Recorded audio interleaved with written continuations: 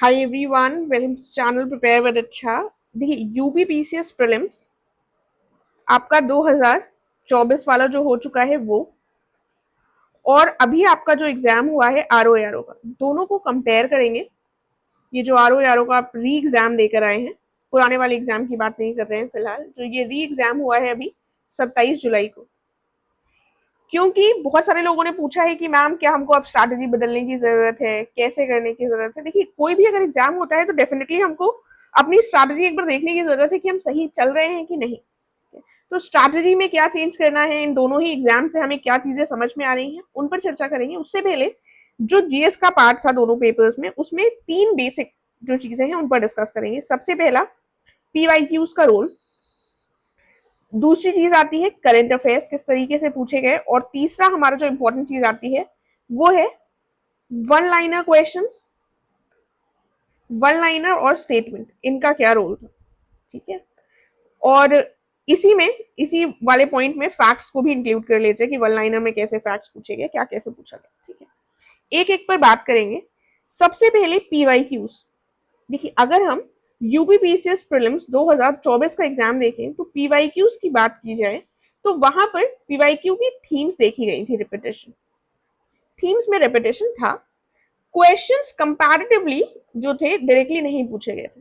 ठीक है, कम पूछे गए थे, पूछे ऑब्वियसली गए थे, बट रेशियो जो था कि पीवाईक्यू से उठाकर सीधे दे दिया, उसका रेशियो कम था, थीम्स ज्यादा थी। यहाँ पर आरओ का एग्जाम जो आप अभी देकर आए हैं 27 जुलाई को, इसमें थीम्स तो थी ही, साथ में क्वेश्चंस का रिपीटेशन भी हमको काफी देखने को मिलता है। पीवाईक्यू से क्वेश्चंस पूछे गए।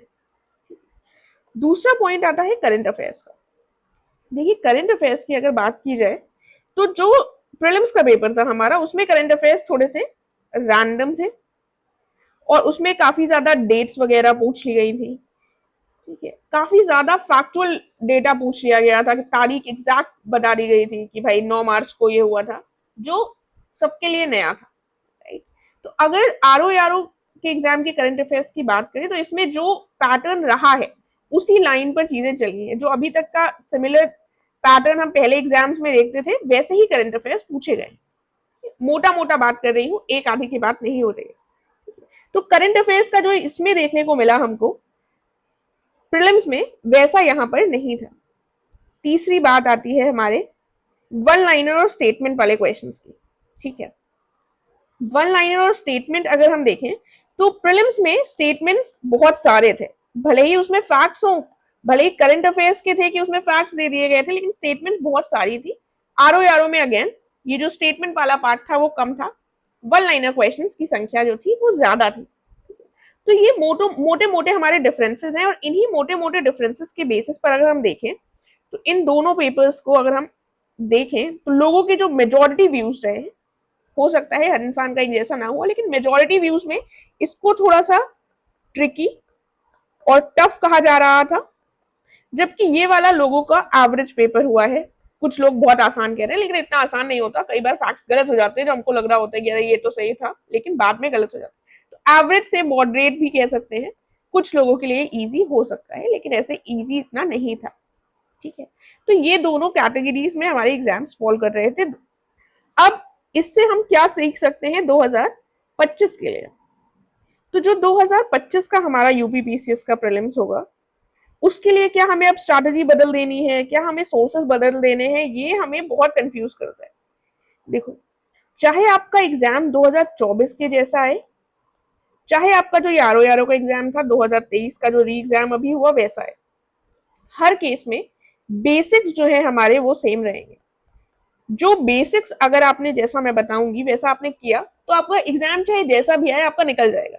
क्योंकि यहाँ पर ये इंपॉर्टेंट है समझना कि एग्जाम हमारा क्वालिफाइंग नेचर का है, आपको वहां पर क्वालिफाई करना है।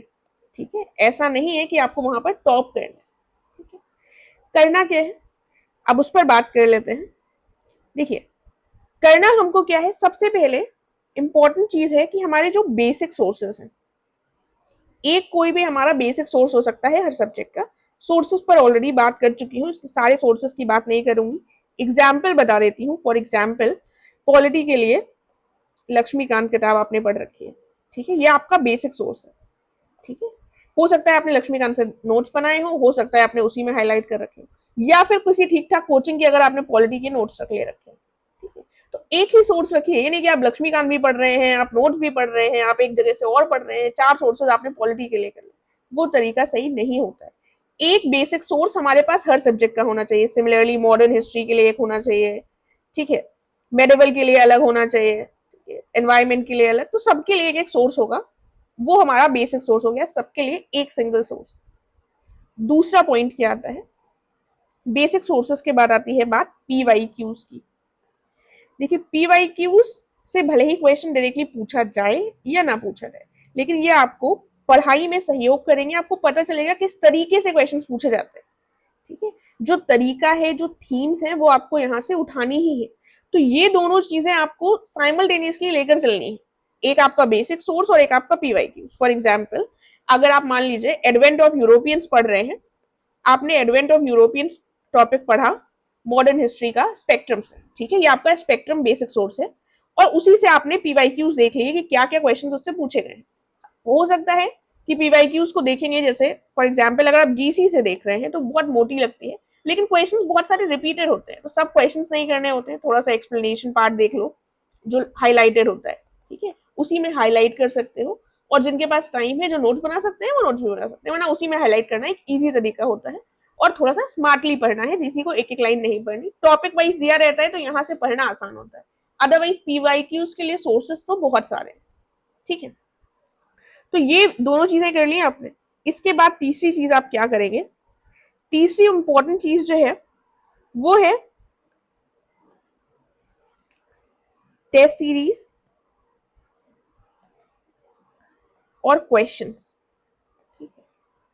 देखो फोकस हमारा, जिन लोगों की बहुत सिली मिस्टेक्स होती हैं, जिनको बहुत डर लगता है, वो उनके लिए टेस्ट सीरीज ज्यादा इंपॉर्टेंट हो जाती है, जिसमें आप मैक्सिमम 10-15 टेस्ट लगा सकते हैं। अदरवाइज फोकस हमारा ज्यादा से ज्यादा क्वेश्चंस पर होना चाहिए, ठीक है, कि हम ज्यादा से ज्यादा क्वेश्चंस उस टॉपिक के कर लेंगे। मॉडर्न हिस्ट्री से रिलेटेड हमें बहुत सारे क्वेश्चंस पढ़ लें, और जो चीजें हमें नहीं मिल रही हैं, जो नए टॉपिक्स हैं, नए क्वेश्चंस हैं, उनको हम अपने बेसिक नोट्स में ऐड कर लें, ठीक है। कई बार हमको क्या लगता है, ये क्वेश्चन नया पूछ लिया इन्होंने, ये कहां से आ गया, तो हम उस क्वेश्चन के पीछे एक नया सोर्स लेकर आ जाते हैं। तो ये हमारा बेसिक सोर्स तो अलग रह गया, और ये हमारा एक नया सोर्स यहाँ पर अलग उत्पन्न हो जाता है, जिसकी वजह से हमारी चीजें कभी कंसोलिडेट हो ही नहीं पाती, हम इन्हीं सोर्सेस के पीछे भागते रहते हैं। तो हमें करना क्या है, हमें अगर नया क्वेश्चन मिला है तो उसको यहाँ पर जाकर अपने नोट्स में ऐड कर लेना है, बस। अगर आप इस तरीके से पढ़ते हैं तो ट्रस्ट भी प्रीलिम्स आपका निकलेगा, चाहे जैसा भी क्वेश्चन पेपर आ जाए, क्योंकि यही तरीका होता है सही से पढ़ने का। वरना नए क्वेश्चंस की भरमार रहेगी, चाहे आप 5 सोर्सेस पढ़ लें, चाहे आप 10 सोर्सेस पढ़ लें, कुछ ना कुछ आपको नया जरूर मिलेगा।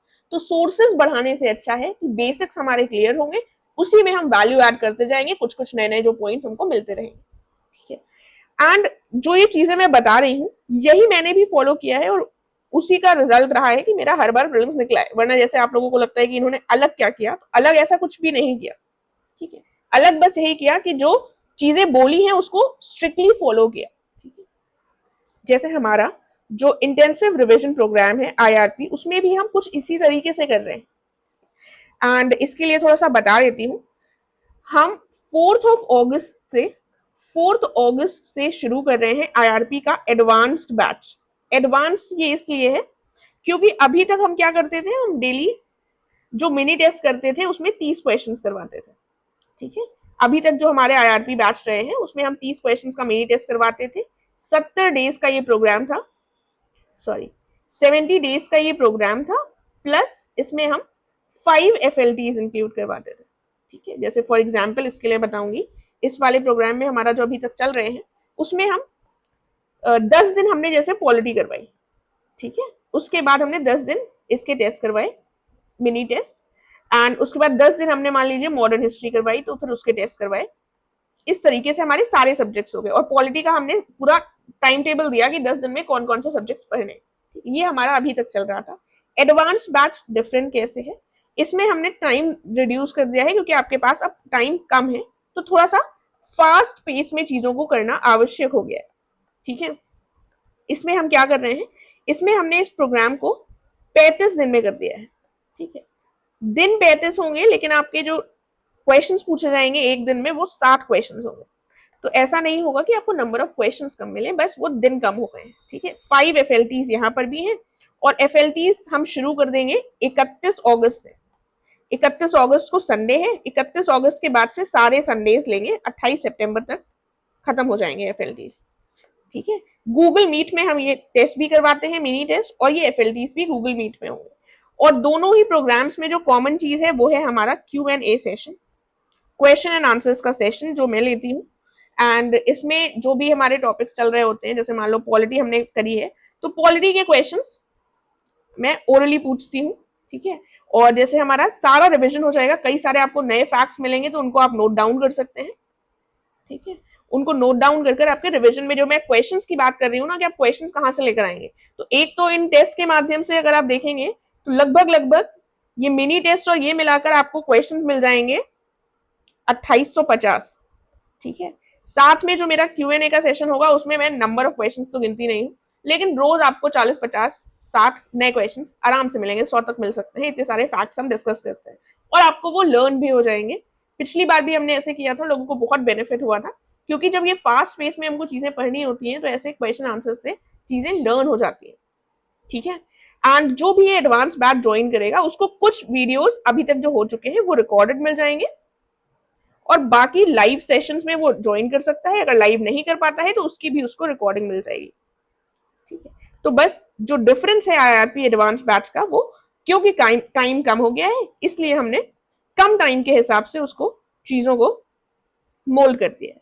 ठीक है, एंड ये जो 60 क्वेश्चंस हैं, ये 60 क्वेश्चंस में हमारे 40 नए क्वेश्चंस होंगे, 10 PYQs होंगे और 10 करेंट अफेयर्स होंगे।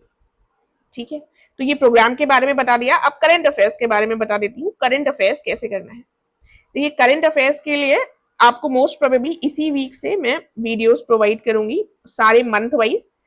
ठीक है, एक मंथ के 2-3 पार्ट्स में आएंगे, 2-3 पार्ट्स में जो वीडियोस आएंगे उनको आप देख सकते हैं, एंड सिर्फ आप सोलली उस पर निर्भर रह सकते हैं अपने प्रीलिम्स 2025 के लिए। ठीक है, उसके बियॉन्ड मुझे कुछ बताना होगा तो उन वीडियोस के थ्रू मैं बता दूंगी कहाँ से आप क्या पढ़ सकते हैं। तो ये आपका करंट अफेयर्स जैसे पूछे जाते हैं, जैसा दुनिया भर में कोई भी करवाएगा उससे ज्यादा ही हम यहाँ पर करेंगे। ठीक है, ये मैं नहीं क्लेम करूंगी कि 100% यहीं से आएगा, लेकिन आप जहां से भी, जैसे भी, जिससे भी पढ़ेंगे उससे ज्यादा हम करेंगे, ये मैं क्लेम कर सकती हूँ। ठीक है, तो ये हमारा करंट अफेयर्स का हो जाएगा। कैसे हम IRP में कर रहे हैं, कैसे आपको करना है, वो सब बता दिया है। एंड ऐसा नहीं है कि अगर थोड़ा सा ये वाला पेपर आसान आ गया या फिर इसमें ज्यादा फैक्ट्स आ गए तो वैसा ही आप एक्सपेक्ट कर सकते हैं प्रीलिम्स का, तो वो सरप्राइज एलिमेंट जो है वो हमेशा रहेगा। कोई भी चीज इतनी श्योरिटी से आपको अभी नहीं बताई जा सकती है, ना कोई बता सकता है और ना ही इसमें बताना चाहिए। ठीक है, प्रिपरेशन हमें कैसे करनी है वो अगर हम ढंग से कर लेते हैं, जैसे मैंने तरीका बताया है वैसे कर लेते हैं, तो पेपर किसी भी तरीके का आएगा, आपके बेसिक्स क्लियर होंगे, आपको PYQs की पकड़ होगी, आप निकाल लेंगे। ठीक है, और इसके बाद जल्द ही मैं 2024 का पेपर कैसे सॉल्व करना है प्रीलिम्स का, और कैसे क्वेश्चंस उसमें पूछे गए थे, आसान कितने थे, ठीक है, और जो नहीं आते हैं उनको कैसे कर सकते हैं, वो अपलोड करूंगी वीडियो, उससे आपको काफी हेल्प मिलेगी। एंड इसके अलावा अगर आपको कोई क्वेश्चन है तो आप मुझसे कनेक्ट कर सकते हैं टेलीग्राम चैनल पर, वरना यहाँ पर कमेंट करके भी पूछ सकते हैं। चैनल को अगर नहीं सब्सक्राइब किया है तो प्लीज कर लीजिएगा, और वीडियो अच्छी लगी है तो प्लीज लाइक और शेयर करना मत भूलेगा। And thank you, see you in the next video.